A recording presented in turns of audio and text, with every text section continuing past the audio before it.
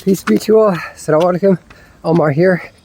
This is September 11th, 2024 as the shooting of this video, and it is the 24th anniversary or memorial of, or the 23rd rather, of those who lost their lives and were affected by the terrorist attacks on September 11th, 2001.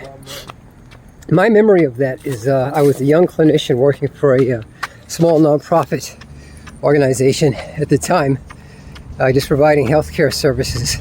And my wife and I lived right on the edge of DC in an area called Foggy Bottom. So you could actually see the Pentagon, you know, the smoke from the plane crash coming from the Pentagon. And I wanted to go see what I could do to help. The streets were crowded, so I figured I could just ride my bike there. It was about 3 miles. But my wife talked me out of it. We had a 10-week-old baby. My son was 10 weeks old at the time. He's 24 now. And he was very sick. So she said, look, just stay here, please. Because, you know, people didn't know what the heck was going on. Were there going to be more attacks? Was there going to be a ground attack?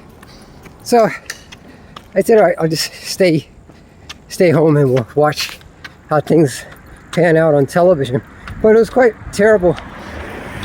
And there were a lot of people that actually went to go help out.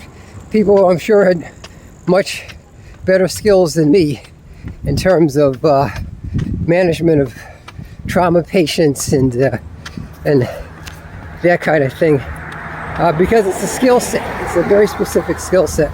Sometimes you can go to a site where there's been some kind of disaster, whether it's man-made or you know, from Mother Nature, as it were, from God, acts of God.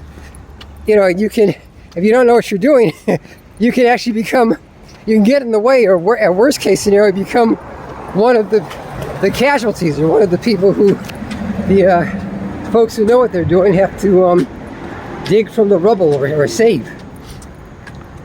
So that segues to training in emergency medicine as a PA. I worked in emergency medicine. I was not very good at it, admittedly. So I was invited to seek help, to seek employment elsewhere. But you know, it's one of those things that, you know, once you get out of school, especially for as many years as I've been out, 25 years, you know, if you try to go back and say, hey, I want an ER job, and you find that you don't always, you've lost a lot of skills because you haven't used them since your surgical rotation many years ago, depending on when you graduated. For me, it was 25 years ago, or 23 years ago when I got the ER job. But you got to learn how to re-suture, you know, suture wounds up of varying degrees properly. You know, what type of suture are you going to use, what needle, you know, how do you handle an acute asthmatic patient, how do you handle a patient, you know, in Washington, D.C., we've got a lot of MSGWs, multiple gunshot wounds. How do you manage that patient? How do you manage your MCV, your motor vehicle collision patients, you know, when they're just being brought to the ER? There's a difference in that from, you know, doing the work that I do as a hospitalist. They're already relatively stable by that time. By the time they come to us in the hospital to be hospital, you know, you get their type of therapies that they're getting. But you know, when you're on your rotation, for those of you guys that are in PA school and haven't done surgical rotations yet, or applying to PA school, or even medical school, you might want to listen to this. Just become very good at patient assessment, first and foremost. So your primary and secondary intentions, you know, is the person leaking fluids? Do they have a tear or a cut or a bullet wound or something? Are there broken bones? You know, how are their breath sounds? Do they have I'm about to become a trauma patient myself. Do they have a tension pneumothorax or a hemothorax? You know, these are things you gotta be able to assess very quickly. You know, proper labs, you know, proper radiographic studies, your X-ray and your, you know, get CT and radiology down. You know, it's like in the movies and like on the TV shows, but more so because it's real life. And you have to know what you're doing. And when you're a student, you know, you can never read too much. You know, my thing was, I got good at memorizing algorithms. This is when I was a student at the DC General Hospital, it's since closed. But I got good at you know, just seeing the algorithm of a patient.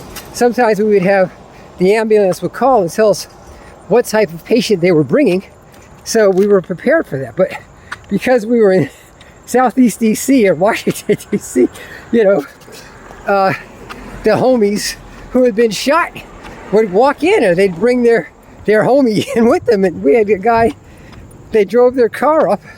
All three of them had been shot. The guy that the two guys were carrying between them was out of it. He was leaking all over the place. So then you have to prepare. You got to know how to manage that very quickly. But algorithms will help you tremendously. There's a book called Ling, Emergency Medicine. It's a gigantic, thick book. You don't have to read every page, but just thumb through it and see, look at the algorithms about, you know, different types of fractures and how to manage, you know, things like status epilepticus, you know, somebody who's having retractable seizures, you know, somebody who's been in car accidents, that kind of thing. And get good at that. Just assessment. Learn how to assess the patient first. And then as you become more knowledgeable and savvy in your skills, you'll learn how to manage them. For UPAs, we jump into the fray because we don't have residencies like the medical doctors do. So you're hired as a clinician, a healthcare provider, right away under the supervision of a trained and licensed medical ER specialist, of course. That's it for now. I wish you guys the best of success in your positive endeavors. If you want to be a PA like me, it's been almost 25 years that I've been doing this. I also have a doctorate in health education. It's a great career. You can reach out to me. I'll leave my email in the description. Take care. Peace.